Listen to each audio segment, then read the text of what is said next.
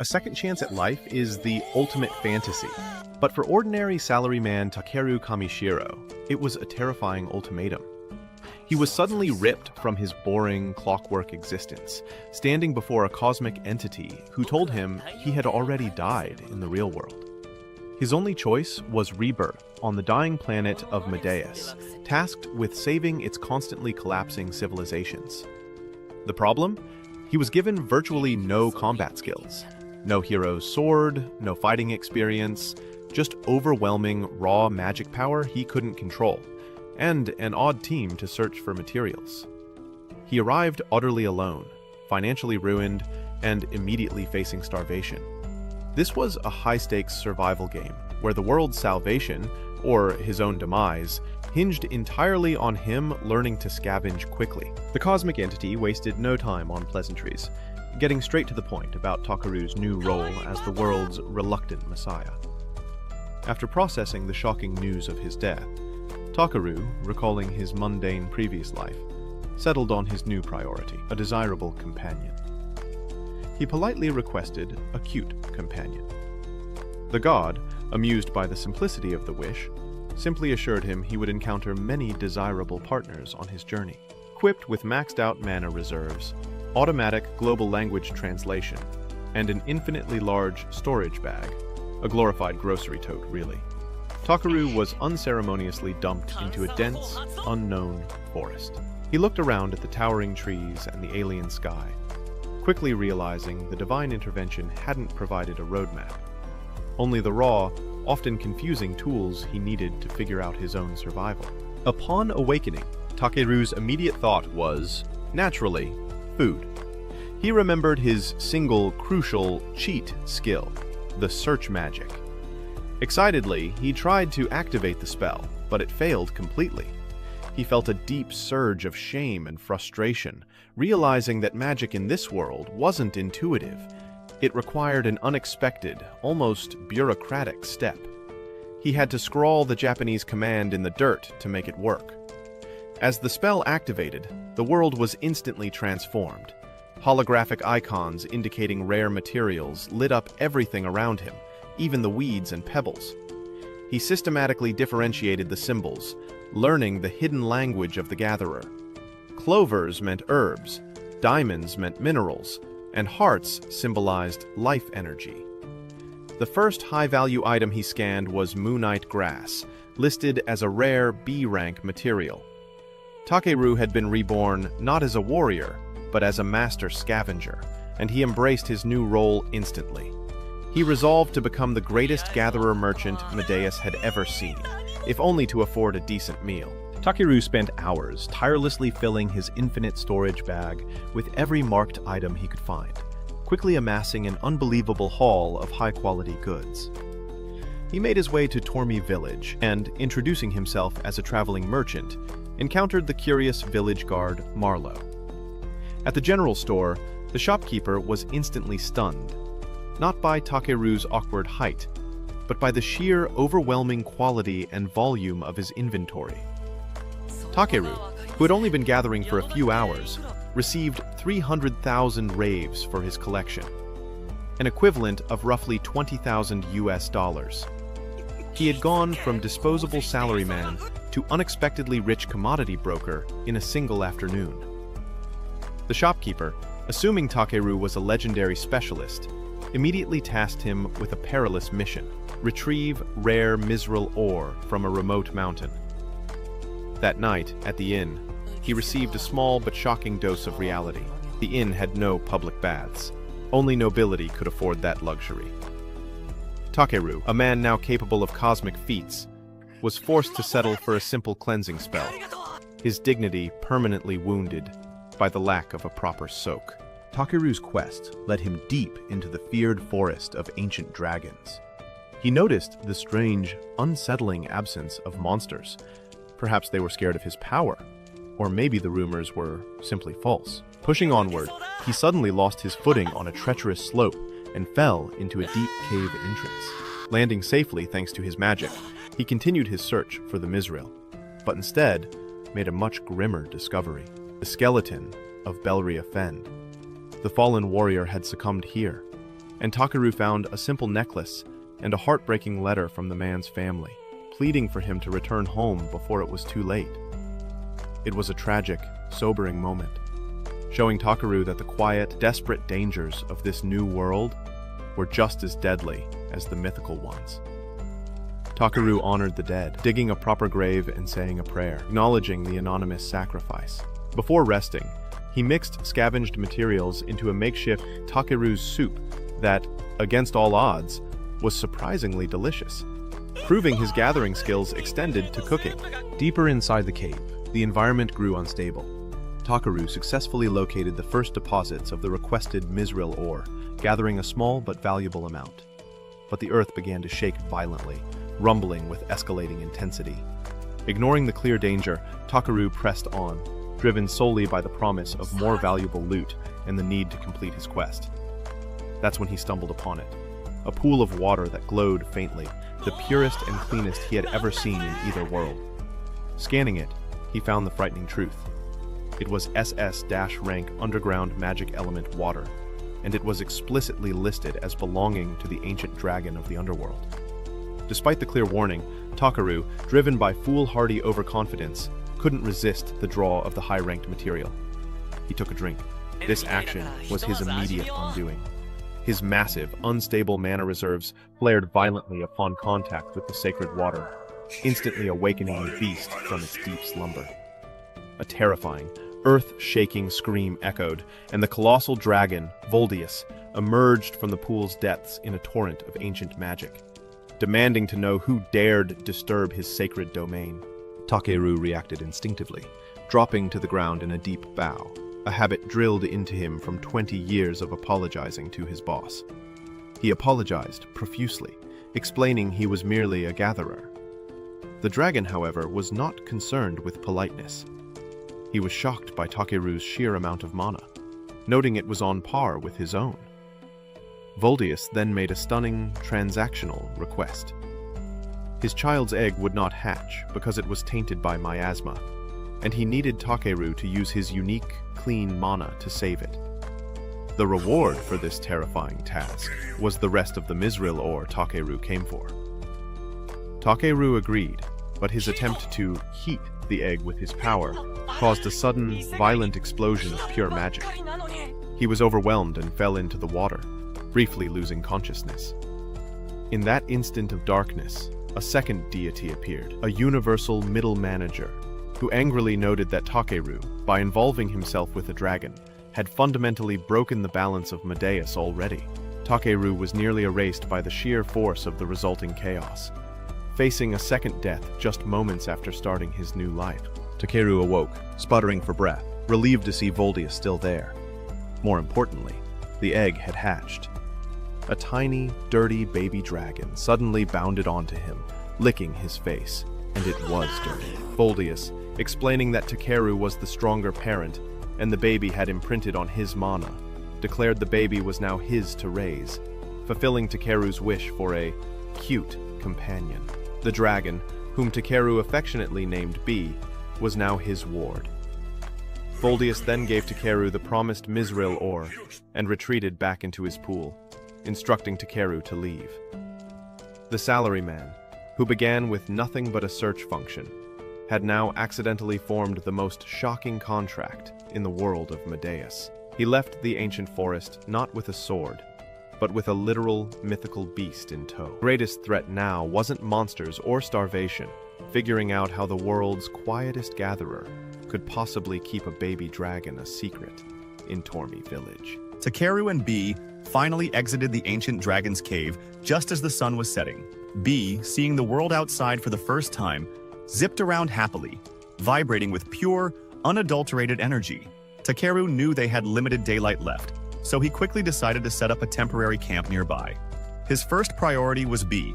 He filled a glass with the magical lake water, the special tonic the ancient dragon, Voldius, had magically linked to Takeru's inventory. This water was absolutely necessary for B's growth, feeding her rare status. She quickly finished the first glass, and then, in a truly surprising moment of maturity, she kindly handed the full glass back to Takeru, wanting him to drink the nutritious water too. Takeru, the supposed weak gatherer, reluctantly took a drink, Next, Takaru focused on defense and comfort. He used his own mana to instantly generate rare magic stones to create a barrier, skipping the lengthy hassle of speaking full spells out loud. He knew magic stones were considered incredibly rare in this world. A shame he didn't need any of the scarcity. He concentrated heat magic and created a controlled flame stone for cooking. With the fire ready, Takaru began preparing a hearty meat stew. Bee started drooling uncontrollably at the sight of the food. Takaru decided she should be able to handle solid food now and poured her a bowl. He warned her it was too hot, but the little dragon simply ignored the warning, guzzling the stew down quickly. Predictably, she burned her tongue, a truly dignified and pathetic display for a mythical creature. Takaru had to sigh, taking the bowl and gently blowing on the stew to cool it down. As Bee drifted off, Takaru found her utterly adorable. He checked her stats, confirming she was already at a terrifying B rank with seriously impressive natural gifts. He was shocked, but decided that no matter how strong she became, Bee was still a child who needed guidance. He started lecturing her on being careful and listening.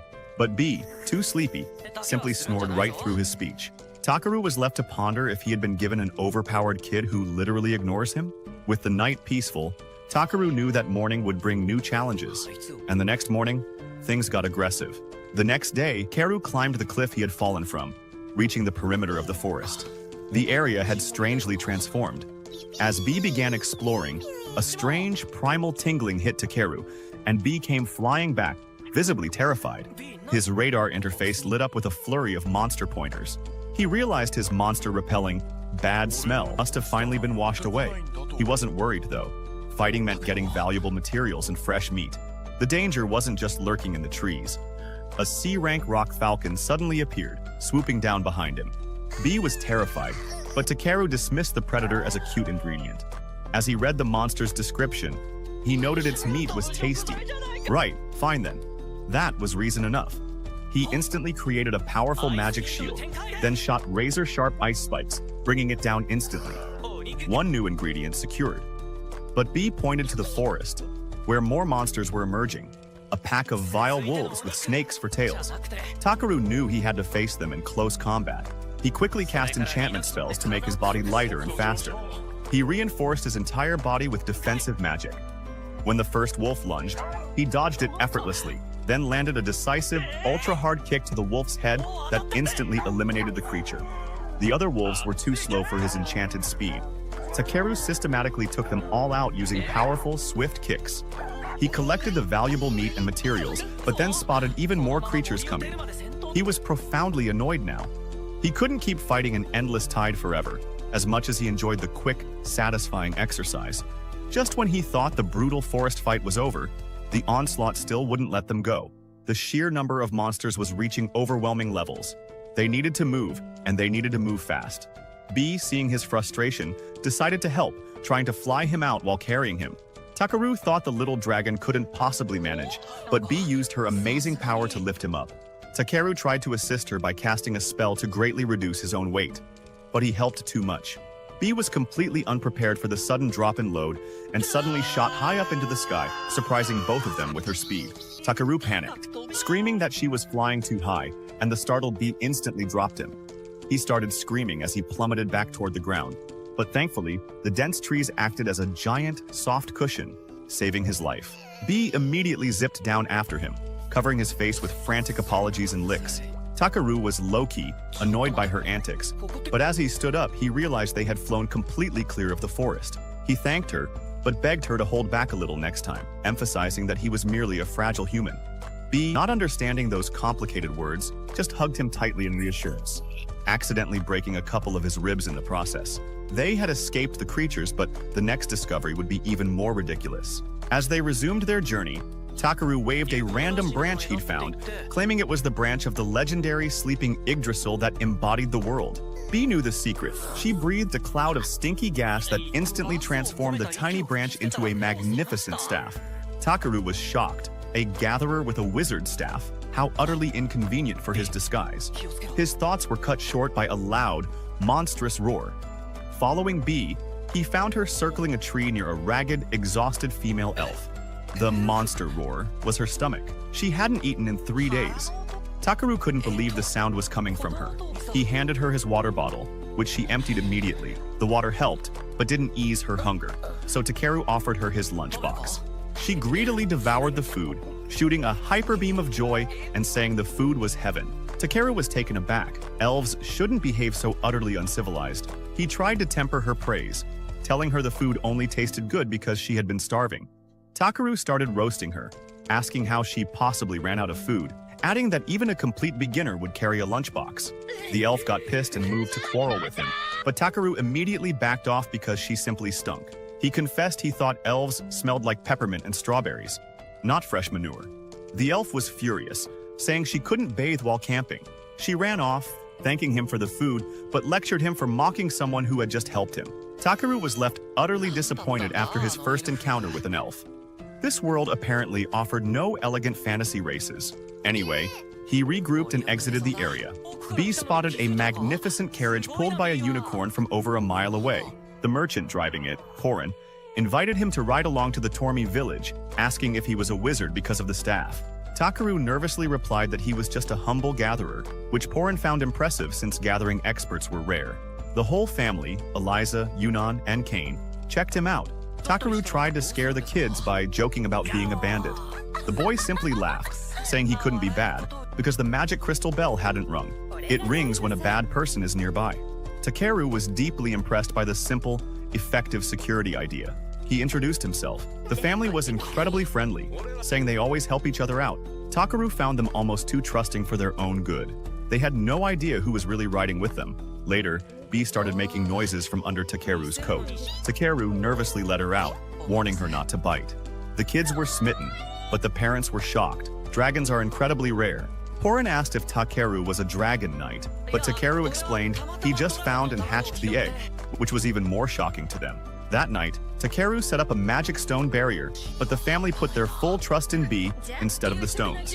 Takeru was low-key disappointed.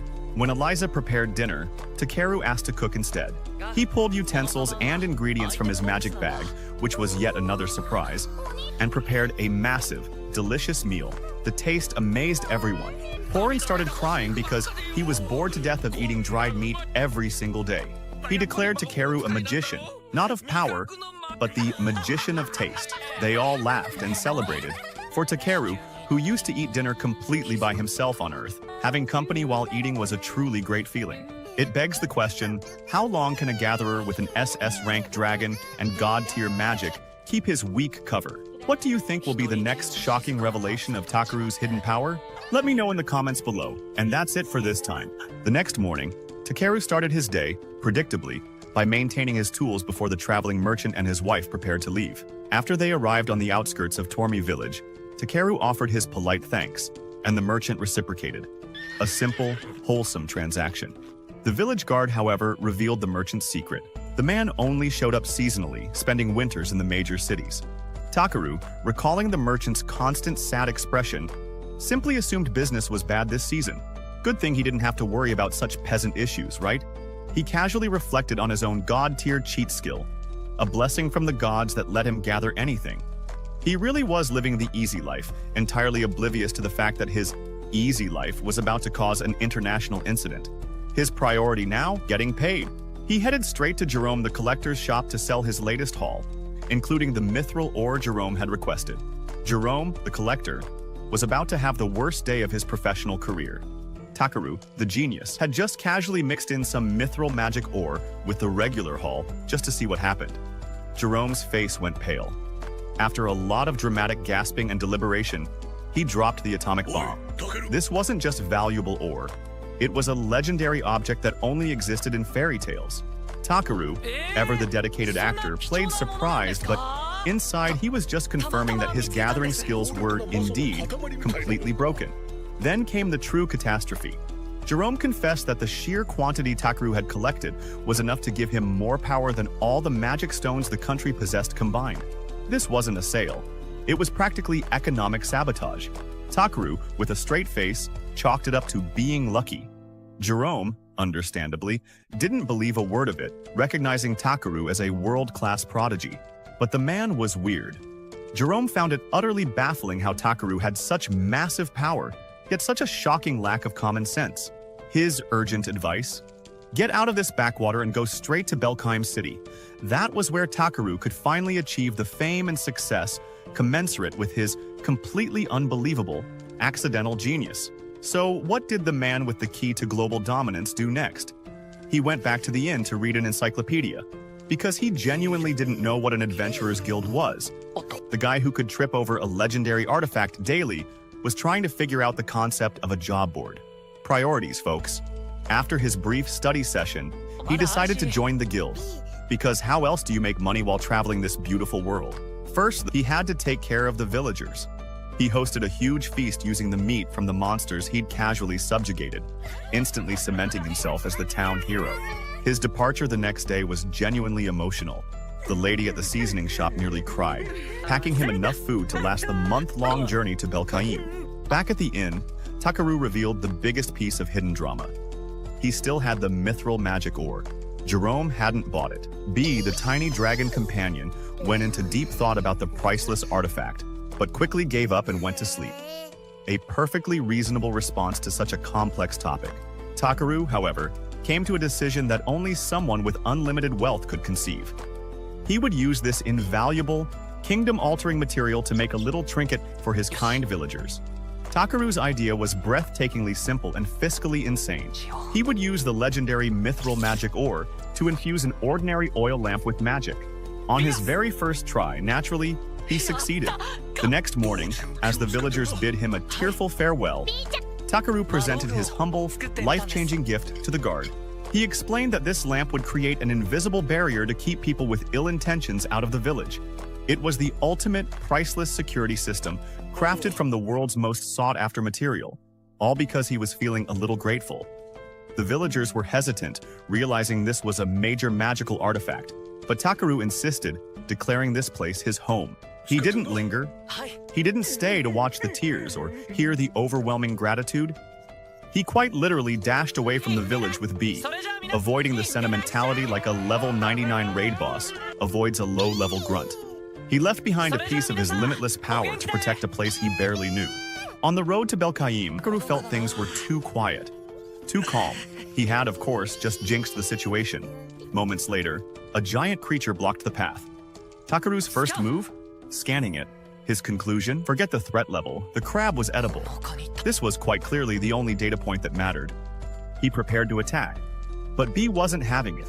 The tiny dragon flew up and unleashed an echo so loud, so concussive, it instantly obliterated the giant crab's ears, killing it right on the spot. Takeru was genuinely shocked. He hadn't known his pet had such a shocking hidden skill. Just as he prepared to harvest the surprisingly tasty-looking loot, several more crabs emerged, violating the laws of crustacean travel by charging straight ahead. B grabbed Takeru and flew them clear as the enemy crabs slammed into each other, two dying from the sheer force of the collision. Takeru quickly finished the last one with a simple stick. They immediately went into culinary mode, setting up a gigantic pot and using Takeru's hardened hand to slice the crab. The taste, predictably, was amazing. Takeru and B renewed their unique, food-focused bond. Finally, they spotted the colossal walls of Belkheim, the city of commerce. Takeru was amazed by the sheer scale of the place. Noting the biggest adventurers guild in the kingdom was inside, he joined the massive security queue, using magic to disguise his massive, resource-stuffed inventory as a regular backpack, because no one needs to know how much priceless loot is actually in there. He hid B inside the bag before stepping into the inspection hall. When the guard checked his bag and found nothing, Takeru stated his occupation, gatherer. He had to be scanned by the Aval, an item that reveals a person's intentions. This was Takeru's moment of truth.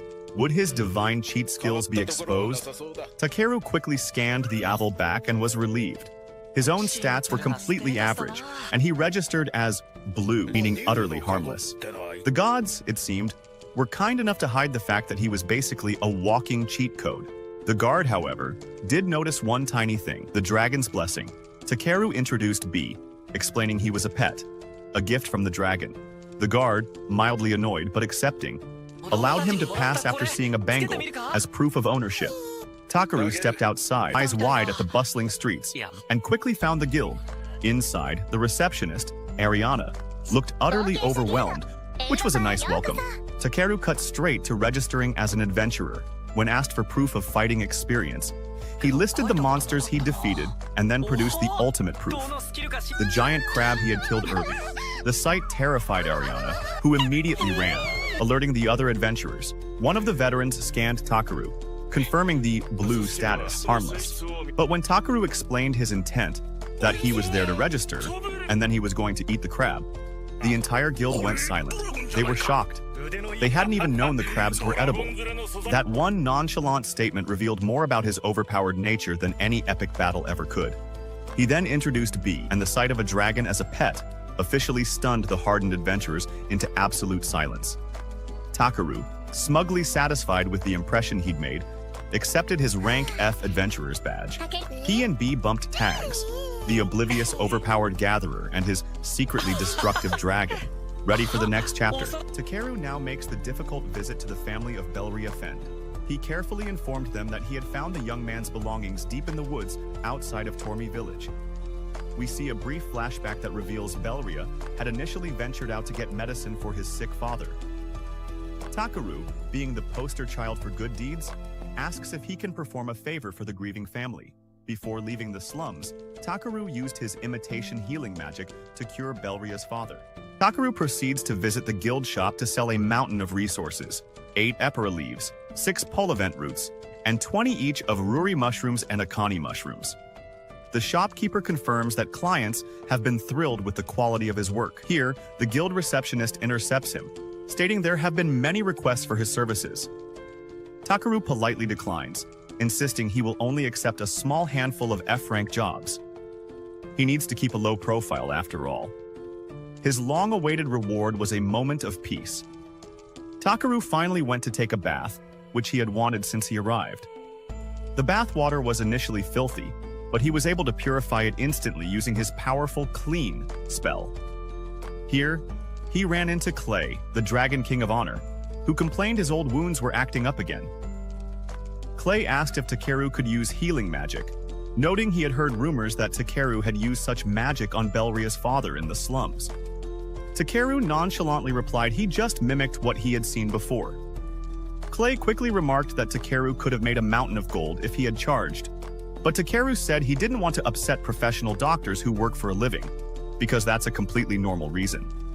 Clay informed Takeru he was now eligible to rank up, but Takeru refused, thinking to himself that a higher rank would only cause trouble and interrupt his peaceful life. Clay called him unselfish, but Takeru retorted that he desperately wanted a sharp pair of scissors, so he wasn't that unselfish. Clay lectured him on learning some common sense. This conversation was repeated moments later when the shopkeeper echoed the rank-up suggestion, which Takaru firmly rejected. The peace was shattered almost instantly. A soldier burst in, exclaiming that a goblin attack was inbound.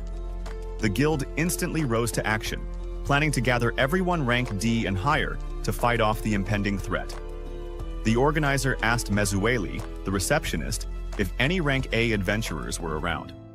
She sadly confirmed the regulars were away, though Clay was present. Takaru wisely tried to pull an Irish exit, reasoning that being F rank made the problem literally not his business. Unfortunately, the organizer caught him sneaking away and ordered him to join the mission. They received their briefing. The Goblin front line was starting in the southwest of Stavlov Plains and was predicted to push northeast toward the main gates of Belkame. The adventurers were to stop the horde before they crossed the Zalwes River. The entire group acted like a poorly coached sports team, and Takeru felt distinctly out of place, like a liberal arts student thrown into a rugby match. 2 adventurers near him, Diego and Oraldo, quickly told him to stay out of their way, confirming his low F-rank status. Just then, the guildmaster, Rodor, commended Takaru for the high praises he'd been getting from the appraiser. He even complimented Takeru for withstanding his intimidation, calling it noteworthy. Rodor stated that while Takeru was F rank, he could protect himself, and told him to protect those around him too. Mezueli apologized for Rodor's aggressive behavior and exclaimed that she could use basic healing skills, encouraging Takeru that they should both do their best. Mezueli and Takeru were stationed on a cliffside medic camp. Mezueli was scared shitless and freaking out.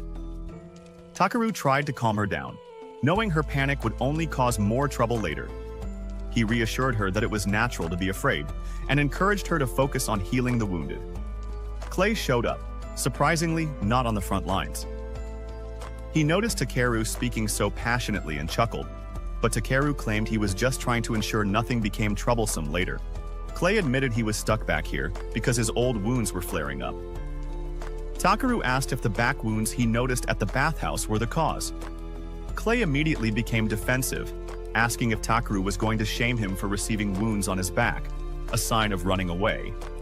Takeru claimed, with a shocking display of empathy, that those wounds could have just as easily been from protecting someone. He concluded that Clay was still alive and could continue to keep protecting others. Clay was clearly moved by the defense.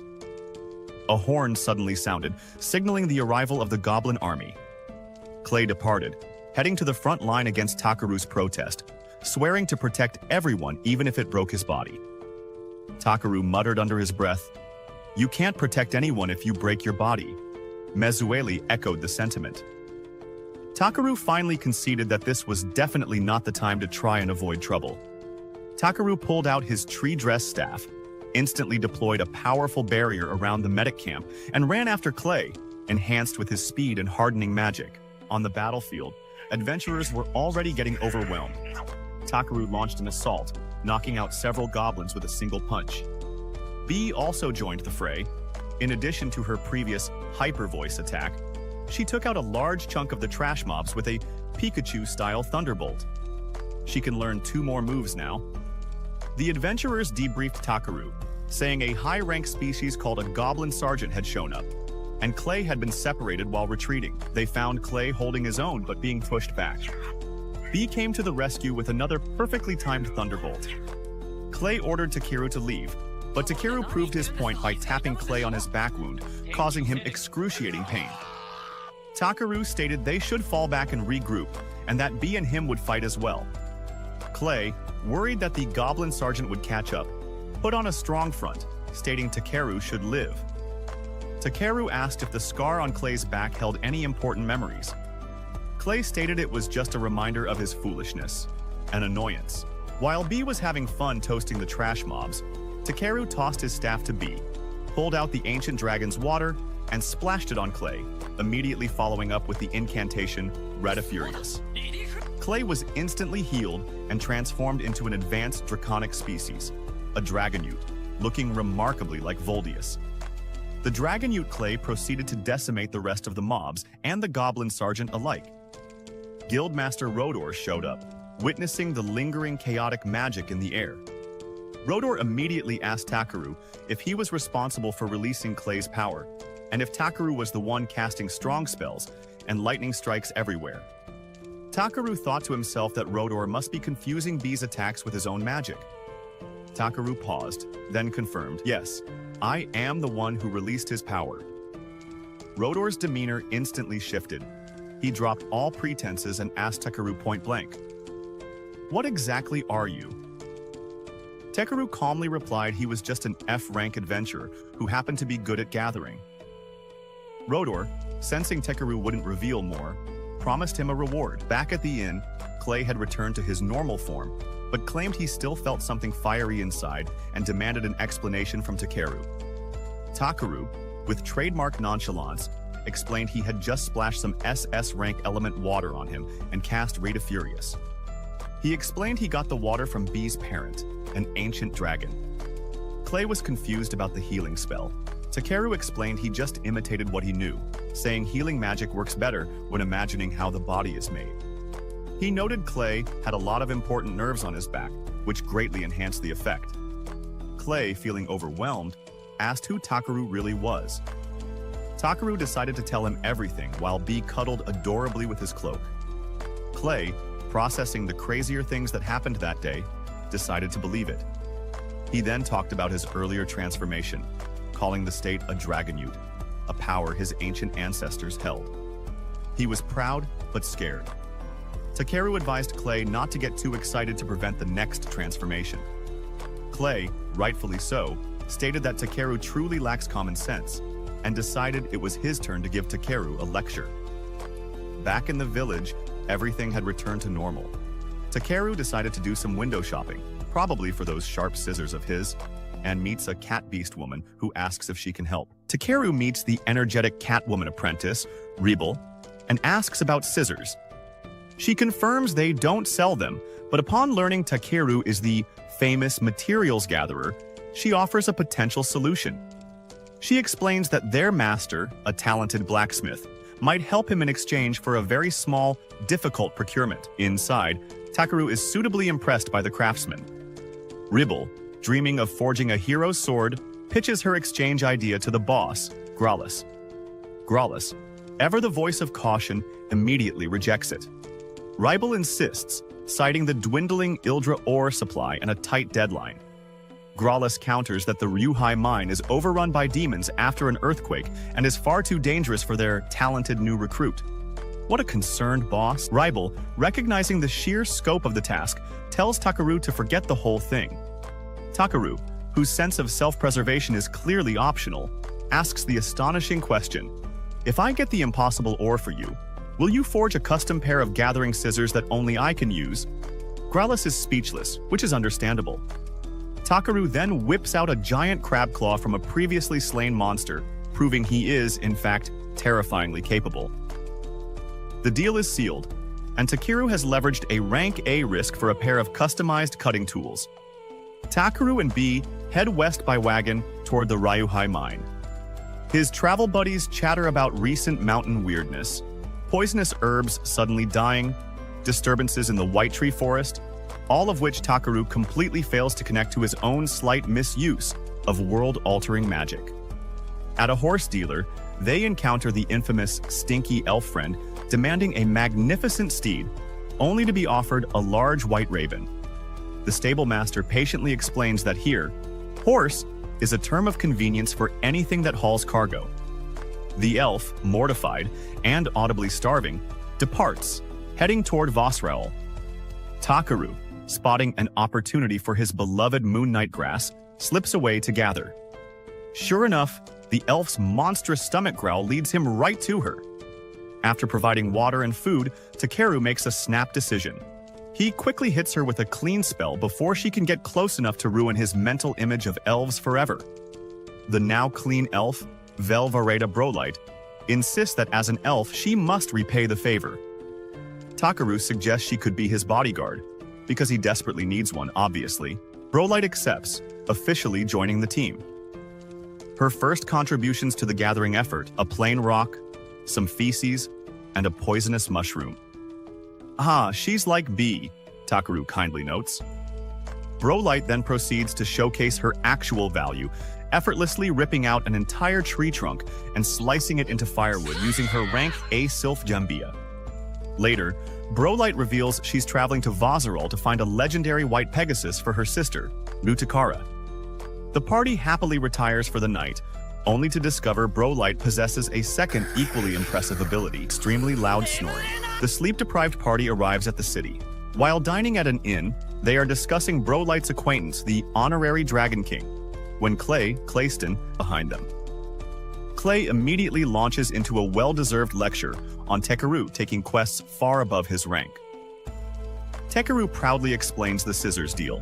Clay, in disbelief, states that Takeru's lack of common sense always astonishes him. Naturally, Clay invites himself along, reasoning that gaining a blacksmith favor is the perfect chance to get his spear modified. So Takeru's party is complete: a dragon, a very loud elf, and a nagging old samurai.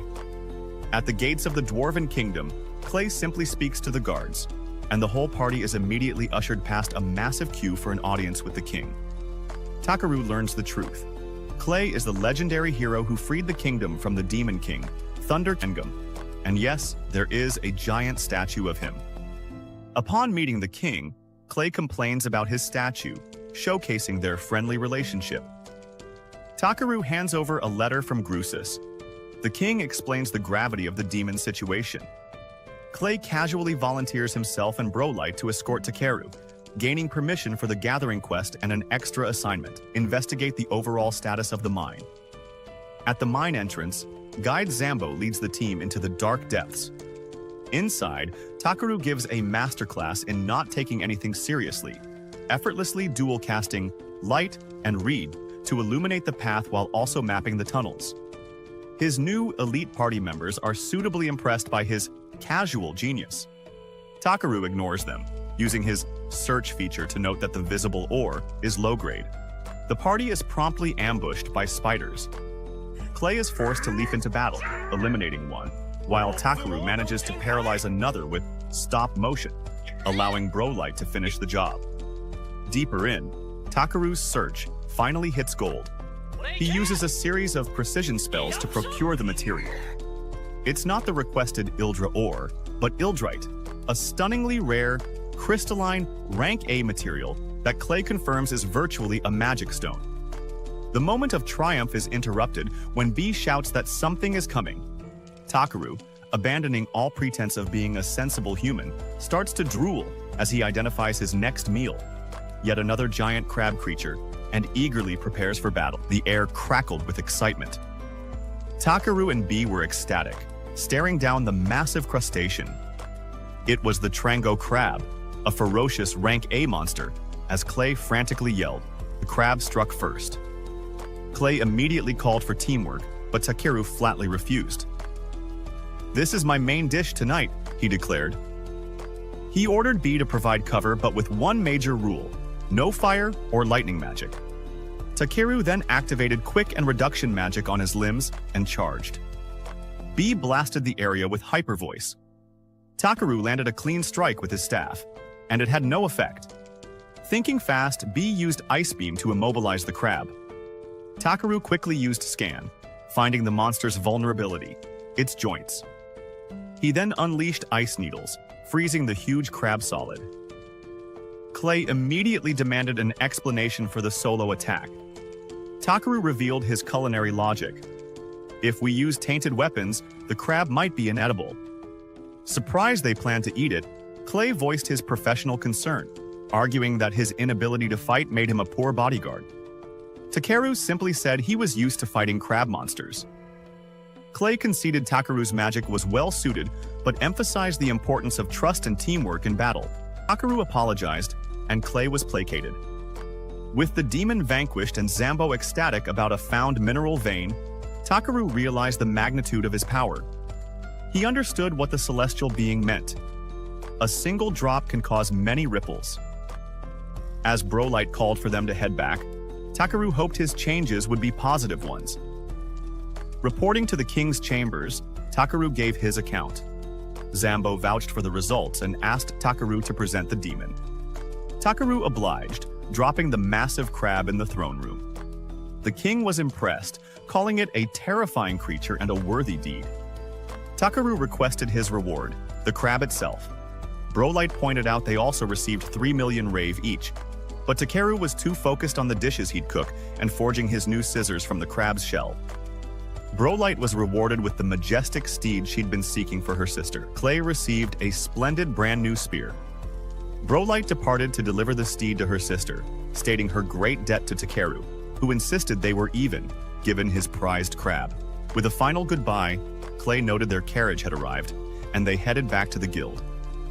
They were met by Ariana, who asked if Takeru and Clayston had teamed up.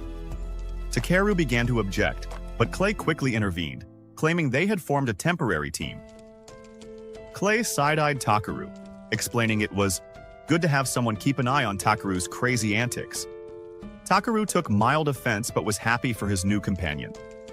After discussion, the new party was officially named the Azure Black Brigade. Takaru finally delivered the high-purity Ildrite to Grazus and Ribble. The blacksmith duo was overjoyed, tearfully thanking him. They hadn't seen this much high-quality Ildrite in 120 years. Takaru was pleased, taking pride in being a gatherer. Ribble worried about how to pay for the high quality, but Takaru waved him off. They owed him the scissors. They were even. He told the duo to focus on making a stellar sword for the upcoming showcase. Half a month later, Wade arrived with a summons from Lord Belmonent, the territorial lord of Belcame.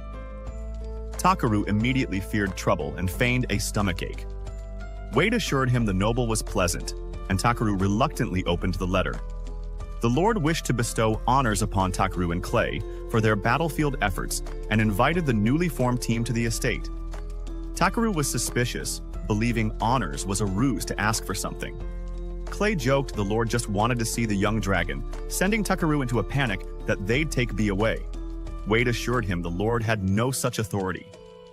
Clay vowed that if the Lord tried anything, they'd walk out of the city. Takaru brightened. Then let's go get some monster meat cuisine. They departed in a noble's carriage. Clay noted that an invitation to a lord's mansion was an adventurer's dream. Their backing meant a huge increase in credibility. At the magnificent estate, they were greeted by Raymond, the butler. A young girl, Lady Thierese, ran down the stairs and instantly claimed B as her own. Takaru's refusal astonished her. He knelt and asked why she felt entitled. She explained that her butler, Bernard, told her to take an adamant stance against disobedient adventurers. Realizing the culprit, Takeru apologized and gently explained that B was part of his family. Lady Tiaris realized B understood her and apologized for her demand, making up with the dragon. She then explained she wanted a dragon because it was important to her mother. Lord Lucelvac entered, handsome and formal. They retired to the living room, and the Lord apologized for his daughter. Clay cut to the chase. Why were they brought here? Lord Belmonte confessed he had a request concerning his wife, Lady Muleteria. She had been bedridden for 6 months. Rumors of Takaru's healing, specifically curing a frail tenant, had reached the manor. He begged Takaru to save his wife. Takaru hesitated, worried about his unstable power. He mentioned that Tiaris had wanted a cute dragon to lift her mother's spirits before returning to school. The sentiment moved Clay, who began tearing up, attempting to guilt-trip Takaru into accepting. B joined the tearful plea. Though Takaru feared a single wrong move could spell disaster, he agreed to at least take a look. Lord Belmonte went to explain the situation to his wife. Takaru asked if he could brighten the room but was refused. The lady was sensitive to sunlight. Takaru walked over and performed a scan. He saw she was riddled with illnesses, but most crucially, Ivor poisoning. Clay was confused. Takaru explained the final hurdle: trust. Could the Lord's family truly place their faith in a random adventurer? Lady Muleteria stated she would trust her husband's decision. Lord Belmonte gave his full endorsement and Takaru accepted the job. Lord Belmonte desperately begs Takaru to save his wife. Takaru explains he cannot use his mass mana technique on Lady Muleteria. He focuses instead on her immediate pain, light sensitivity. Using a gentle, controlled heal spell, Takaru treats her damaged eyes. She opens them, finding her vision perfectly restored, pain-free. Encouraged, Takaru cleanses the room with clean magic and opens the windows, flooding the space with light. Lady Muleteria weeps tears of joy. The light no longer hurts her, and she embraces her husband. Takaru places an orange Magastone safeguard near her room in case she is attacked. While Clay celebrates, Takaru remains focused. The poisoning persists. Takeru and Lord Belmonte move to the library to discuss the Ivor toxin. They quickly deduce someone must be poisoning Lady Muleteria. When Takeru asks for an antidote, the Lord reveals the poison and its cure were lost to time. Ingredients for both have been forgotten for centuries. Desperate, Belmonte shows Takaru his family book collection. Many are in an ancient language. Thanks to a decipher skill Takaru learned from an adventurer's diary, and his adapted search skill, Busca, Takaru finds the relevant journal belonging to Pola Pola, describes finding the sparkly gold Ivor flower by a horse-shaped rock near a huge lake. Clayston identifies the location, Asheth village in the Vanon region. Despite the 5-day journey, Takaru declares, they must leave immediately. As they prepare to leave, the treacherous butler, Bernard, sends a pigeon out a window. Lady Tiaris rushes up to Takaru, filled with remorse, and apologizes for her earlier rudeness. Takeru accepts her apology, giving her vital advice. If anyone tries to manipulate her, she must use Hurenso, report, contact, consult, immediately with her father. Once away from the castle, Takeru uses quick and reduction to dramatically increase their speed, leaving Clay astonished. They arrive at Asheth village, finding it a barren wasteland. Takaru scans Lake Galeus and discovers it was deliberately contaminated with paleocin toxin. The lake is polluted. They encounter starving, weakened villagers. The villagers reveal that 10 months ago, the lake and wells were poisoned. A merchant, Ngash, arrived, offering water in exchange for the village's sacred shiny flowers, the Ivor flower, known to them as the divine flower. To keep themselves alive, they made a deal with Engachi to trade clean water for 1 Ivor flower per month. Engache's water wasn't enough, leading to crop failure and famine. Takaru furiously exposes Engache, a villain who intentionally contaminated the lake to exploit their resource. Vowing revenge on Engachi, Takaru commands B to use spirit arts. B lets out a mighty roar, summoning a downpour to revive the land. Once the rain stops and the sun shines, Takaru uses his Teldrassail staff to cast clean on the villagers and repair on the village structures. He then uses his cooking skills to feed everyone nourishing soup. As repayment, Takaru only asks to be shown the Ivor flower so he can manufacture an antidote. The chief agrees. The village children, now lively, swarm Takaru, offering to take him to their secret base, a barn where they store the sweet nectar from the salty lidas fruit, whose juice is identical to soy sauce. Back at the mansion, Takeru's Magistone alarm rings. Lady Tieris rushes to investigate and finds Bernard at the door. He tries to discredit Takeru, but Tieris immediately reports the incident to Lord Belmonent, using Ho Renso. In the study, Lord Belmonent asks Bernard to drink the water prepared for Lady Mulataria's treatment. Bernard refuses, and when the Lord splashes it, Bernard recoils, screaming, "It's poison!" Lord Belmonent drinks it himself, proving the water is harmless and exposing the butler Bernard as Mulataria's poisoner. Bernard is arrested.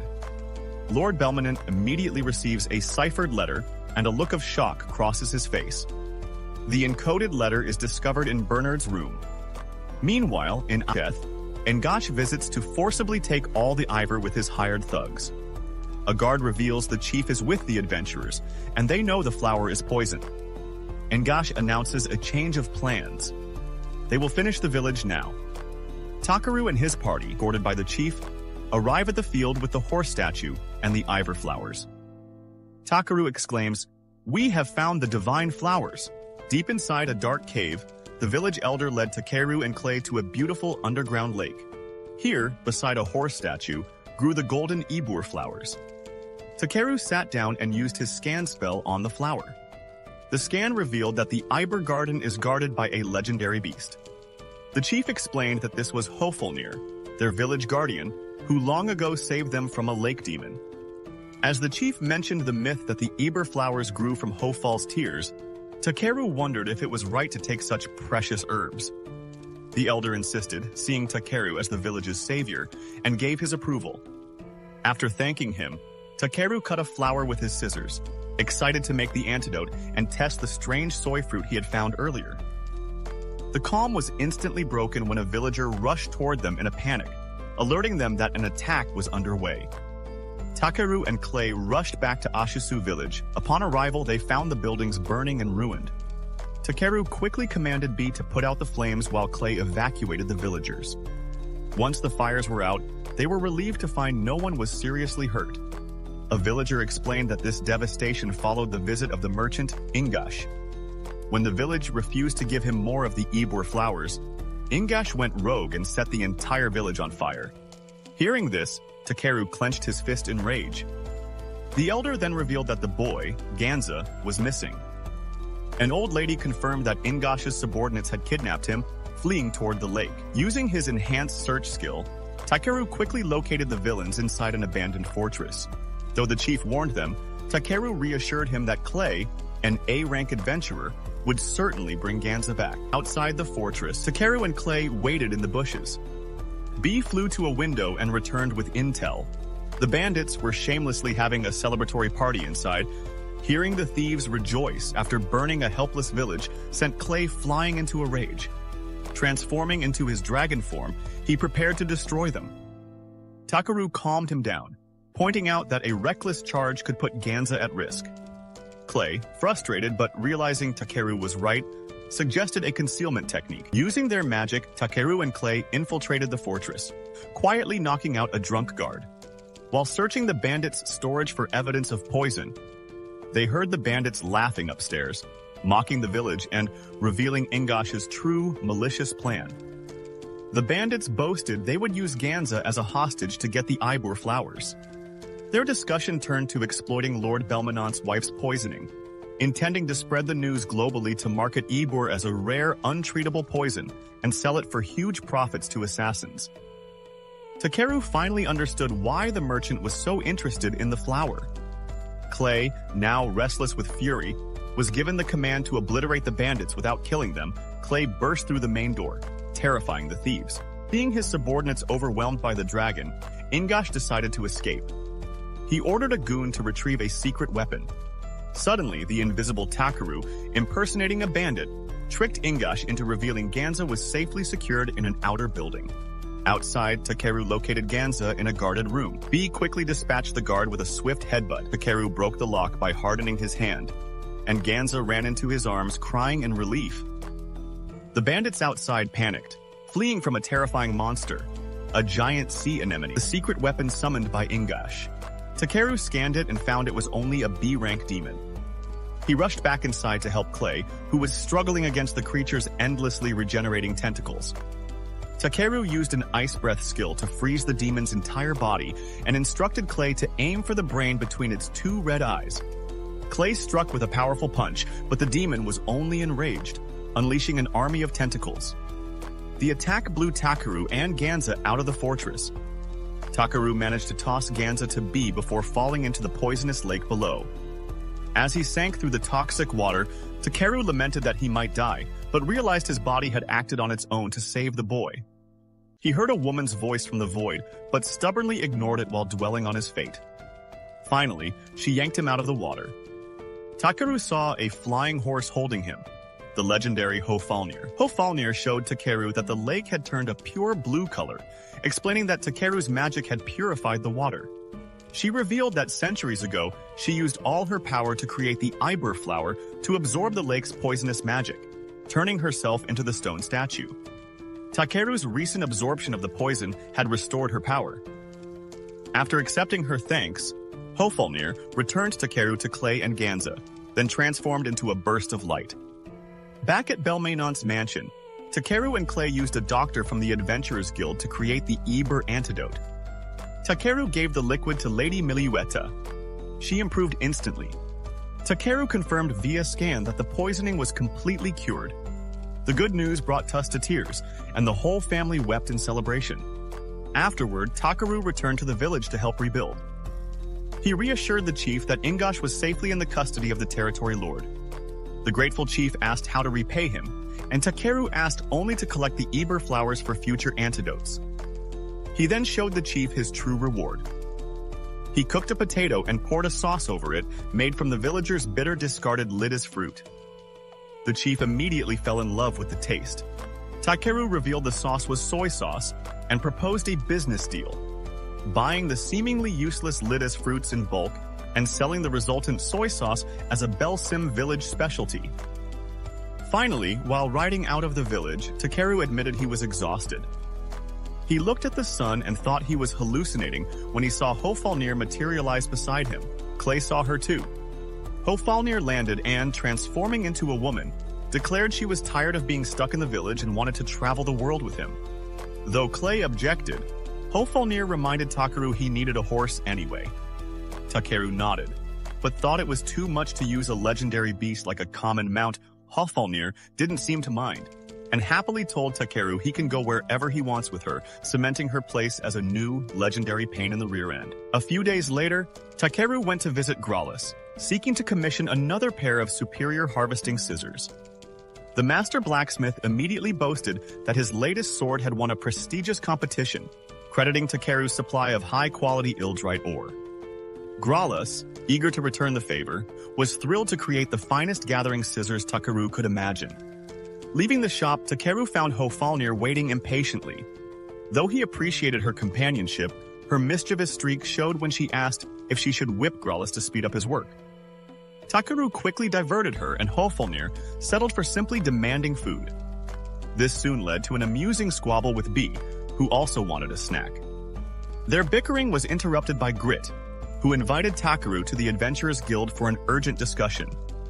Inside, Grit explained that the guild was preparing for its annual gathering competition, while Takeru politely declined Ariana's invitation, citing his status as merely a casual gatherer. Grit revealed that Lord Belmonte himself was sponsoring the entire event and specifically requested Takeru's participation. Unable to refuse a friend and benefactor, Takeru reluctantly agreed. Outside the guild days later, the guildmaster announced the event was sponsored by Belmonte as a recovery gift for Lady Miluetta. The objective for the competitors was to collect 7-colored wool from the rare rainbow sheep. Takeru, despite his gathering skills, was surprised he hadn't heard of the material, which the guildmaster acknowledged was extremely rare and might require extensive research. Critically, the guildmaster forbade any assistance from party members, emphasizing the event's solo spirit. Hearing this rule, Hofalnir realized she couldn't serve as Takeru's mount. After running through the regulations, Clay reluctantly told Takeru he would have to go alone, which shocked poor B. Takeru reassured them, confident in his magic, but when Clay suggested using teleportation magic to cheat the search, Takeru refused, reasoning that such blatant use of high-tier magic would only cause trouble and create sore losers. The guildmaster announced the start of the competition, but B, desperate not to be separated, refused to leave Takeru's side. Hofalnir calmly pulled the baby dragon off and used her mana to lull him to sleep, instructing Takeru to compete without worry and leave the baby dragon in her care.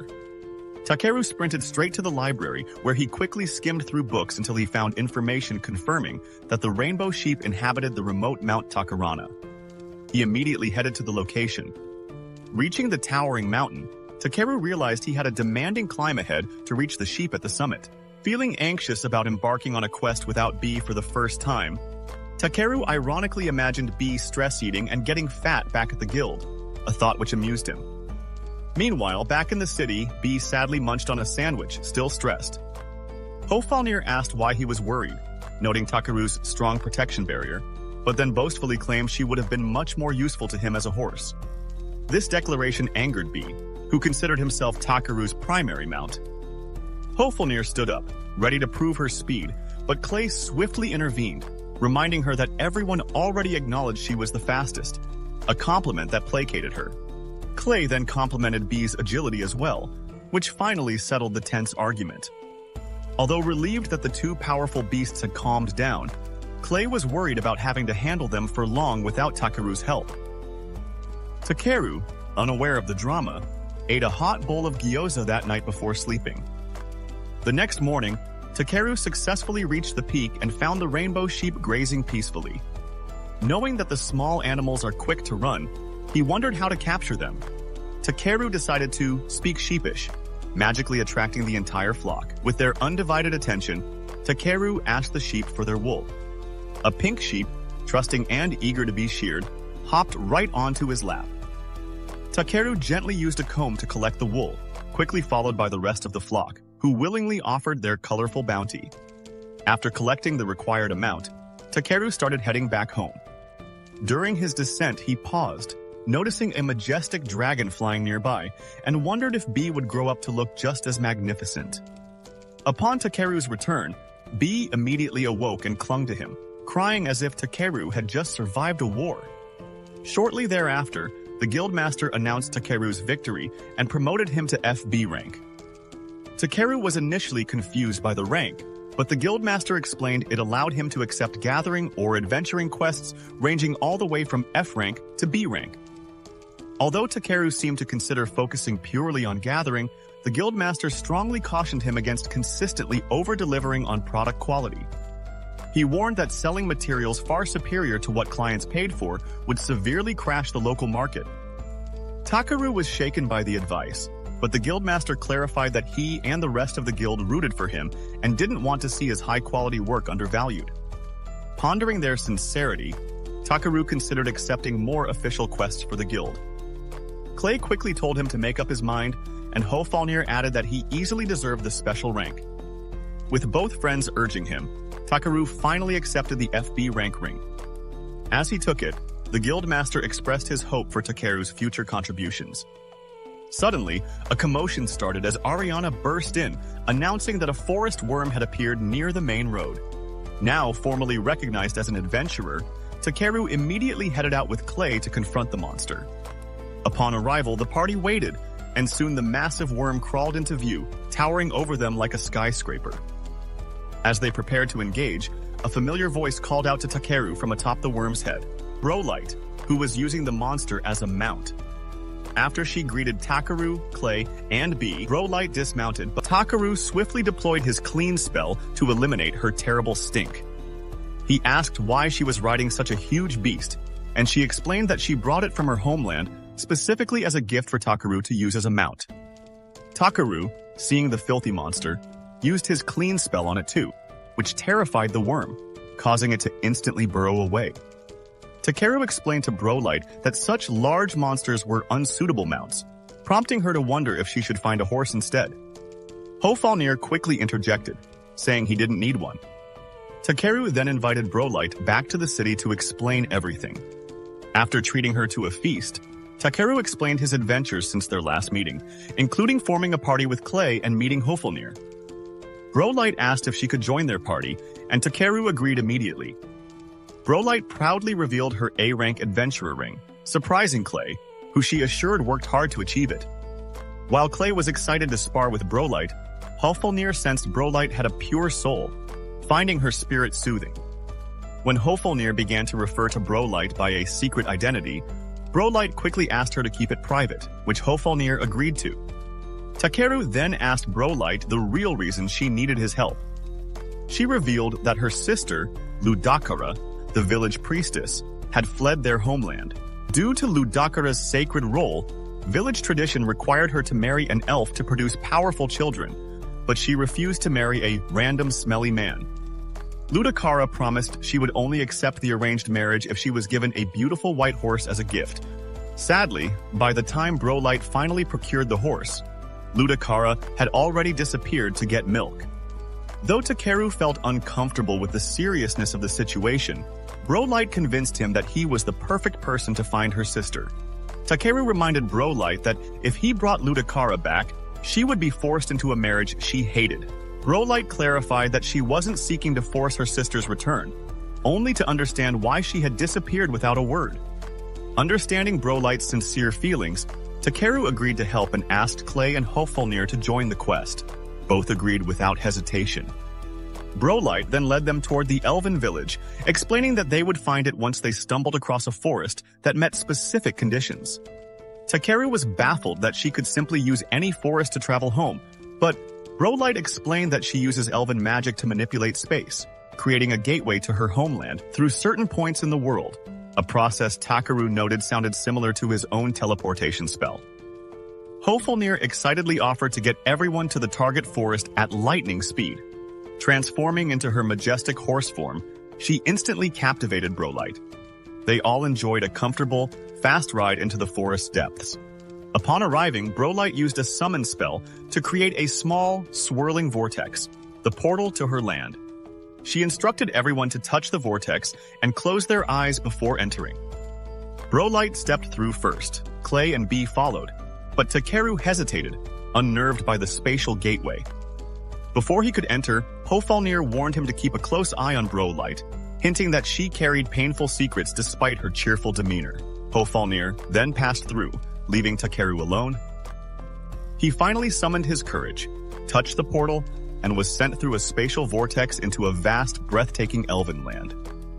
Takeru admired the beautiful landscape, only to be met by his angry companions, beaten up from waiting so long. Before Takeru could ask what happened, arrows suddenly shot out at them. Takeru blocked the shots with a shield, and Brolight frantically asked him not to attack, realizing the archers were her own villagers. Soon, several elven villagers approached them, visibly angry that Brolight had returned. Meanwhile, deep within a dark cave, a small team of elf scouts discovers a peculiar monument. One scout reads an ancient prophecy inscribed there, which foretells that when the elves eventually lose their noble bloodline, an outsider will appear to revitalize their lands with new strength. Back with the party, Brolight attempts to persuade the lead elf that Takeru's group intends to assist them in searching for her missing sister. However, the elf criticizes her for violating their laws by bringing what he refers to as disgusting foreigners into their sacred territory. Enraged by the insult, Hofalnir steps forward to challenge the elf, revealing her true identity as a legendary beast. She screams at them for disrespecting her pride, and as the sky darkens with her fury, Hofalnir transforms into her horse form, striking the elves with a powerful burst of thunder. Her lightning causes a visible shock, and the elves immediately apologize for showing disrespect to a godlike entity.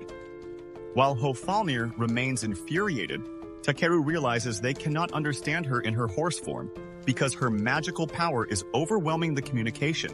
The elves then address Hofalnir, asking the reason for her visit, prompting Takeru to step in and explain. Since they maintain a cautious distrust of humans, the elves remain guarded. To alleviate their concerns, Takeru shows them his Adventurer's Guild ring and confirms that Brolight is an official member of their party. Satisfied, the elves finally agree to trust them and turn to lead them toward their village. As they proceed into the elven domain, Hofalnir senses an unwelcome presence emanating from the forest. After some travel, they arrive at a large lake centered around an enormous tree. As everyone observes the sight, Lil instructs them to purify themselves before entering the great tree. However, Clay and Takeru detect that the surrounding air is severely contaminated by mana. Because the toxic air is causing palpable discomfort, Takeru casts a full power clean spell, successfully eradicating all the poisonous mana. Even Takeru is surprised by the potency of his spell, while the elves are left bewildered by what just transpired. Following this, Brolight leads the group upward into the great tree. She explains that the tree is named Gowan and serves as the emblem of the elven homeland. Brolight then discloses that only high elves are permitted to guide others to the tree's summit, confusing the group until she reveals that she is, in fact, a high elf. Feeling guilt over not having disclosed her royal heritage earlier, Brolight's hesitation makes Takeru wonder why her status is such a problem. She explains that high elves are forbidden from traveling outside their territory, meaning her entire adventure was a transgression of their laws. Clay adds that high elves are fundamentally expected to safeguard the purity of their elven bloodline. Takeru asks if Brolight's past travels resulted in the death of any relatives, but she assures him no one was harmed. He concludes that if no one suffered, things should be acceptable. He reminds her that she ventured out for love and assures her that minor bending of the rules was understandable. This eases Brolight, who, reflecting on her family, agrees that Takeru may be reasonable. He suggests that ancient rules might be outdated for the present, a point Clay supports. Hofalnir, meanwhile, pointedly states that high elves are a secluded, self-absorbed group who deliberately ignore the rest of the world. Seeing Brolight distressed, Bee rushes over to comfort her, and Brolight begins to weep, touched by their support. Witnessing her breakdown, Takeru realizes the immense burden she carried by admitting she had essentially committed a crime in the eyes of her people. Brolight then guides everyone deeper into the tree where they pass through a door leading to the High Elven Palace. Inside, a woman named Amber greets them. Brolight requests an audience with her brother, and Amber escorts them to a private room. Takeru and the others are offered fresh elf tea while they await Brolight's brother to arrive. Moments later, Brolight's older brother enters. She rushes forward for a hug, but he skillfully avoids her embrace. Takeru is shocked to realize this small elf is Brolight's elder sibling. Brolight introduces him as Arjun Seal, but Takeru struggles with the full pronunciation. Seeing his difficulty, Arjun invites him to use any name he prefers, and Takeru settles on the nickname R. Arjun accepts with a smile. He then walks over to Hofalnir to offer his formal respect, stating that her visit honors all elven lands. After acknowledging Hofalnir, Arjun shakes Takeru's hand, whose frail appearance surprises Takeru. Noticing Takeru's reaction, Arjun asks if Takeru is perhaps uncomfortable seeing someone of such short stature. Takeru awkwardly denies minding, and Arjun admits that despite the High Elves' grand posturing, they are all afflicted by a curse that results in their small height. Brolight finds his constant focus on the matter upsetting and tells him to stop dwelling on it. However, Arjun cuts her off, insisting that their bloodline is doomed. regardless of her feelings. The mention of the curse alarms Takaru while Brolight bursts into tears, asserting that she is doing everything possible to lift the affliction from their lineage. Arjun calms her down and apologizes to Takeru's group for his younger brother's sudden emotional display. Takeru accepts the apology, but is abruptly struck by the fact that Arjun referred to Brolight as his brother. Stunned, Takeru questions the meaning, and Brolight proudly clarifies that while she is outwardly female, she also possesses male attributes. The rest of the group remains perfectly composed about this revelation, leaving Takaru perplexed by their lack of reaction. Clay explains that having dual genders is not unheard of among lizard men, so the news does not shock him. Arjun sighs, adding that Brolight inherited this trait as part of the elves' curse. Considering the curse, Takaru asks Arjun why the mana surrounding the great tree feels so extraordinarily dense. Arjun is surprised Takeru can detect it and explains that the mana has been intensifying for approximately 6 months. Takaru then asks if he might be able to offer assistance, leading Arjun to escort the group outside to an open space. There, Takeru begins to form a magic stone using his own mana, catching Arjun entirely by surprise. The elf guards behind them warn Arjun to distance himself. Despite the warnings, Arjun remains beside Takeru, who finishes forming the stone. Takeru asks him to place his hand on it and say, "Start." Arjun agrees, but the guards rush forward to pull him away. Nonetheless, he successfully activates the massive stone, which ascends into the air, radiating a brilliant green light. As the luminous green stone spins, releasing purified mana, it cleanses the environment, eliminating all lingering toxic mana. Soon after, everyone finds their breathing much easier, and Takeru is pleased with the outcome. Brolight then glances at Arjun, who suddenly recalls the elven prophecy about an outsider restoring their land. Seeing Takeru's confusion, Arjun takes him to the elven shrine. Once there, Takeru comprehends the entire prophecy after a single reading, astonishing Arjun.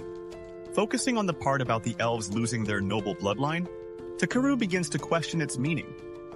Arjun believes it refers to the curse placed on the high elves, which causes Takaru to wonder if the prophecy's outsider might actually be him.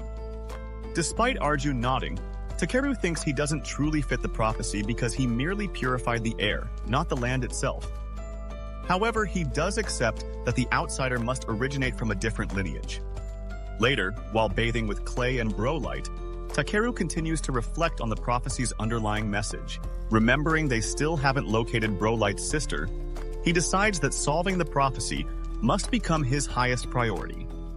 After the bath, Brolight steps outside to enjoy the fresh air, and Takeru joins her. When he asks about the elven curse, Brolight remains silent. Just then, Amber approaches them from behind, offering to explain everything. Amber informs Takaru that the curse is a strange chronic illness that has rapidly spread among the High Elves. She notes that the disease first appeared in High Elf children several generations ago. However, about 50 years ago, the condition mysteriously worsened significantly, affecting their lives much more severely than before. Amber reveals that many newborn elven babies now do not survive longer than a week, leaving Takaru to question the disease's possible cause. Tragically, Amber doesn't know the cause either, and she breaks into tears, recalling her own baby's death and fearing the end of her entire race. While Brolight comforts Amber, Takeru considers how to solve this medical mystery. Sometime later, he meets the elven queen Melseria, who is immediately taken aback by the unusual color of Takeru's aura. Since Takeru is unaware of what she means, Melseria examines the hue of his mana closely. Before long, she notices B perched on his shoulder and instantly recognizes that Takaru is the most powerful being in their world, personally chosen by an ancient dragon. Excited by the recognition, B flies out to greet the queen. Melseria then thanks Takeru for purifying their land. He accepts her gratitude and asks if an earthquake a few months prior might have caused the mana in the air to thicken. The queen nods, surprised that Takeru correctly identified the cause, confirming that an earthquake was indeed responsible. Takeru then begins to suspect that the concentrated mana might have been triggered by the emergence of a powerful monster. Arjun asks the queen what their next course of action should be, prompting her to request Takaru's help with the situation. He agrees, but mentions he has one final request. The following day, Takeru gathers the group for a discussion. He uses a magic item to activate a soundproof barrier, ensuring their conversation remains confidential. Takeru announces that he has identified the source of the curse on the elven bloodline. He reveals that Amber, Melseria, and Arjun are all suffering from genetic disorders. Stunned by the revelation, Takeru asks Brolight about Amber's husband. Brolight reveals that Amber is married to her twin brother, allowing Takeru to piece together the entire issue. He explains that the elves are not actually cursed. They are suffering from genetic disorders caused by inbreeding. In their focused effort to maintain a pure bloodline, the High Elves consistently married close relatives, which ultimately led to this problem. Realizing this, Takeru understands that the prophecy was not about him being the outsider, but about the need for an individual of a different bloodline to revive the elves. He concludes that the elves can easily restore their health by marrying outsiders and introducing new blood to eliminate these genetic defects. When he proposes marrying elves from different countries, Brolight is astonished by the simplicity of the solution. Overwhelmed by the possibility of saving her race, she begins to cry tears of joy. However, Clay points out that the elves might be resistant to abandoning their centuries-old traditions based solely on their advice. Brolight thinks Arjun and her mother would readily listen, but Takeru wonders how to persuade the rest of the elven population. Ultimately, he asks Hofalnir to deliver his message with a stern warning, given the great respect the elves hold for her. Hofalnir questions his eagerness to help so many people, asking if Takeru is attempting to save the entire world for no personal gain. He responds that he is merely helping Brolight because she is his friend. Hofalnir agrees to deliver the message, assuring Brolight that she will help save her people. She then turns to Takeru and demands a massive reward in return, making him curious about what she could possibly desire. In the end, Hofalnir requests a substantial amount of buttered potatoes. Hofvalpnir proposes that they attempt to reach Libelania, the deity who governs and protects the elves. Without hesitation, she shifts into her horse form, and Bee climbs onto her back. The two of them fly off together, hoping to make contact despite the overwhelming mana pollution saturating the area. After some time, Hofvalpnir and Bee return, and their expressions immediately reveal that something is wrong. Hofvalpnir explains that she couldn't sense Libelania anywhere, not even faintly. The group concludes that the dense mana may be interfering with the deity's ability to communicate or reveal her presence. Wanting more information, Takeru decides to ask around town. Through Brolight, he learns about the Daimos Adventurer Guild, a well-known and highly respected guild among elves. Clayston recognizes the name and explains that the guild is famous, but notoriously secretive, often referred to as a phantom guild because of how little outsiders know about its operations. The group decides to visit, hoping the guild might have insight into the strange mana or information about Libelania's disappearance. Inside, they are greeted by the guildmaster, Agara, whose calm confidence sets the tone of the hall. While reviewing the request board, Takeru finds a posting for a rare material called cat ear mushrooms.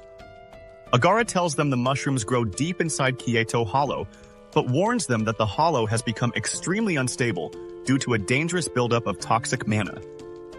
Because Brolight knows the area well, he volunteers to guide them. Before the group departs, Takeru prepares a set of enhanced magic tool potions specifically designed to protect them from the poisonous mana they will face inside the hollow. The following morning, they travel toward Kieto Hollow, riding on Hofvalpnir's back. As they approach the lake marking the hollow's entrance, they notice the bodies of powerful monsters lying motionless along the ground, all victims of the intense mana pollution. The air grows so dense with toxicity that both Brolight and Clayston collapse almost immediately, unable to withstand it. Takeru rushes forward and casts Clean, clearing the poisonous from the immediate area long enough for everyone to recover. He instructs the party to activate the protective potions he created. Once activated, each potion emits a soft glow, indicating that the protective enchantment is in effect. Hofvalpnir shrinks into her small fairy form so that she can remain within the radius of Clayston's protection barrier. They move cautiously into the cave, but the moment they advance deeper, a massive swarm of spiders adapted to the toxic environment ambushes them. The battle is fierce and chaotic, with the spiders emerging from walls and ceilings, attacking relentlessly. Takeru orders the group to fall back toward a larger open chamber where they have more room to maneuver. Once they reach it, he unleashes Desperate Barrier. The spell erupts outward in a devastating burst, obliterating the entire colony of spiders and even blowing a hole in the cave ceiling. The raw force of the spell leaves Clayston stunned, unable to comprehend the scale of power Takeru just displayed. As the group pauses to eat and recover, Brolight explains that they are only halfway through the hollow. He tells them that deeper inside lies an altar of foreign design, an eerie structure that predates most known elven history. They continue their descent until they reach a vast chamber illuminated faintly by clusters of giant cat ear mushrooms. Before they can gather the ingredients, a crushing pressure fills the air. The cave trembles as a massive creature approaches. Emerging from the shadows is a gigantic Kyoto dark slug, an S-rank monster mutated by the poisonous environment. Its presence alone is said to be capable of destroying entire kingdoms. Despite its overwhelming size, Takeru refuses to run. He calmly explains that the creature is vulnerable to fire, which makes B their strongest asset in this fight. Clayston shifts into his dragonkin form, readying his spear for combat. Takeru raises a triple-layered shield around the entire group and casts several buffs to strengthen their defenses. Even with these precautions, the monster proves incredibly difficult to fight. Its regeneration is almost instantaneous, and its antennae allow it to sense their movements with eerie precision. Realizing this is the key, Takeru instructs Brolight to target the antennae. Brolight charges forward and successfully destroys them, momentarily disrupting the slug's senses. B seizes the opportunity and unleashes a massive burst of fire, but to their frustration, the attack still isn't enough to finish the creature. Takeru quickly analyzes the situation and realizes the problem lies in the slug's moist skin, which protects it from heat and damage. To weaken the monster, he crafts balls of high-quality salt using his magic and throws them at the slug. The salt dissolves large portions of its skin, stripping away its natural defenses and revealing softer tissue beneath. Injured and desperate, the slug attempts to flee deeper into the cave, but Clayston intercepts it and drives his spear straight through its body, finally killing the S-rank threat. As they make their way back toward the entrance, they discover hundreds of slug eggs scattered throughout the chamber. Takeru examines them and realizes that the embryos will die if exposed to sunlight. Using his magic, he forms a massive sphere of artificial ultraviolet light and releases it across the chamber. The eggs shrivel and die instantly, preventing what could have been a catastrophic outbreak. Immediately afterward, a strange wind blows from deeper within the cave. Hofalpnir closes her eyes, then announces that the toxic mana has vanished, and that Libelania is finally calling out to them again. Afterward, Hofalpnir carried the group out of the cave and flew them toward a distant cliff overlooking the forest. As she descended, she noticed movement below and landed in a wide valley hidden deep within elven territory. The moment they touched down, everyone stopped, drawn in by the quiet beauty of the land. Hofalpnir mentioned that the guardian of the area should be nearby, but before they could move on, they noticed several elves hiding behind a stone wall. One of the elves tried to stop a woman from stepping forward, but she ignored him and walked straight toward Takeru's group. As she drew closer, Brolight suddenly froze. She immediately recognized the woman standing before her. It was her older sister. Clayston was stunned. They had not even found the guardian yet, and already they had run into Light's family. Hofalpnir quickly realized the truth. These elves had built a hidden settlement, living in secrecy to avoid the rest of elven society. As everyone watched the reunion unfold, something unexpected happened. Without warning, the sisters punched each other in the face. Brolight's sister shouted at her for even thinking about returning to their rigid homeland, while Brolight screamed back, furious that her sister had disappeared without saying a word. Her sister shoved her away, snapping that Brolight was always too worried to do anything right. Hearing that, Brolight's anger vanished and turned into concern. That only made her sister angrier. She did not want Brolight worrying about her at all. Brolight insisted that worrying about family was only natural. For a brief moment, her sister softened, then snapped again and called her an idiot. That was enough to restart the fight. The two of them wrestled and swung wildly, like a pair of feral animals. Watching the ridiculous scene, Clayston asked Takeru if he was going to stop them, but Takeru said nothing. It was Hofalnir who finally broke the tension by reminding him that it was lunchtime. Takeru told Brolight to stop fighting. She clearly reacted to the word lunch, but still refused to let go. When Takeru added that he would make special deep-fried chicken, Brolight immediately disengaged and ran off to clean herself. Her sister eventually calmed down as well. Takeru approached her as she stood back up, oddly refreshed after the fight. She commented that she never expected her unruly sister to make human companions. While she spoke, Takeru noticed her clothes were torn and quietly repaired them with magic. Surprised, she asked what he had done, and he simply replied that it was magic. Still, she felt something was different. His energy did not feel human.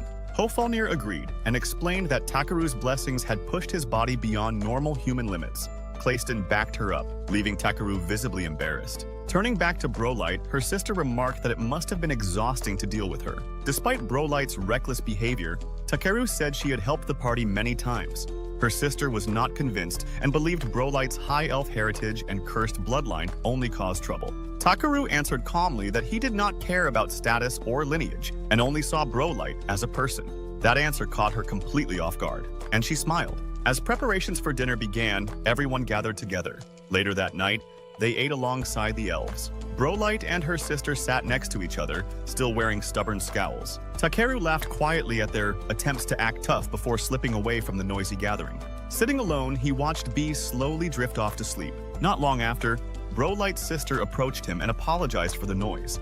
When Takeru said he did not mind, she sat beside him and thanked him for being Brolight's friend, admitting she knew how difficult her sister could be. She then showed him her child and explained that the baby was the reason she could never return home. She revealed that years ago, while sealed away as a priestess, she had fallen in love with Brolight. Brolight would visit her every day and tell her stories about the outside world. Those visits became everything to her, and eventually she wanted to marry Brolight. That dream ended when she learned of Brolight's curse. Takeru listened in silence. When she asked why he was not reacting more strongly, he admitted the story was simply too sad and he did not know how to respond. She laughed at his honesty. When she fell quiet, Takeru praised her for fighting so hard to build the life she wanted. Those words finally broke her, and she cried. When her partner called for her, she excused herself and left. Watching the sisters together, Takeru felt amazed that despite everything, they could still smile. The next day, the group ventured deeper into the forest. Clayston wondered if leaving Brolight behind was the right choice. Takeru said the sisters likely needed time together, and Clayston agreed. Suddenly, Hofalnir stopped walking and told Takeru to look behind him. When he turned around, he saw a strange, goblin-like figure claiming to be the guardian of the land. Because Clayston could not perceive the spirit's true form, he was completely confused. The guardian clung to Takeru, complaining that the elves had misunderstood his guidance. Hofalnir confronted the spirit and accused him of abandoning his people. He fired back, mocking her for turning herself to stone to escape responsibility. As the argument escalated, Takeru tried to calm them down. When that failed, he told the guardian to return and properly guide the elves. After some resistance, the spirit agreed. They returned to elven territory together. In the palace, the baby was presented to the royal family. The elf prince and queen were overjoyed, but an elder erupted in anger, accusing the priestess of betraying tradition. She fired back that her child was healthy, something their obsession with purity had failed to achieve. Brolight stood beside her sister. At Hofalnir's call, the guardian appeared once more and scolded the elders for clinging to the past. Terrified, they fell silent as he reminded them that honoring tradition never meant isolation or inbreeding, and that healthy children mattered more. With the conflict settled, Takeru led his group away. As the elves discussed reform, Takeru decided it was time to leave. Clayston struggled with leaving Brolight behind, but Takeru explained that she had responsibilities now. Though it was difficult, they agreed. The next morning, everyone gathered to say goodbye. Brolight asked Takeru to stay longer, but he said she needed space. Tears fell as Hofalnir promised to help her if she was ever needed. Takeru chose not to reach out, knowing it would only make leaving harder. Days later, Takeru continued working as a gatherer. A month later, Brolight reaffirmed her decision to help her people. Near Takeru's home region, B defeated a powerful monster, though Hofalnir noted he struggled more than expected. B protested, and Clayston defended him. With their work done, Takeru announced he wanted to see the ocean. Clayston suggested a famous port town, and they agreed to finish their remaining quests first. Suddenly, a massive dust cloud approached. Takeru recognized a familiar stench as Brolight arrived atop her giant centipede. She explained that her family had encouraged her to explore the world. Hofalnir reminded Takeru that Brolight was still part of the team. Clayston laughed and told her they were heading for the sea. As Takeru looked at his companions, he reflected on everything they had been through. The future would be dangerous, but he felt ready to face it together with his friends. With that, Takeru declared their next destination. Before leaving, he reminded Brolight to send her smelly centipede away, making her laugh as they set off toward their next adventure.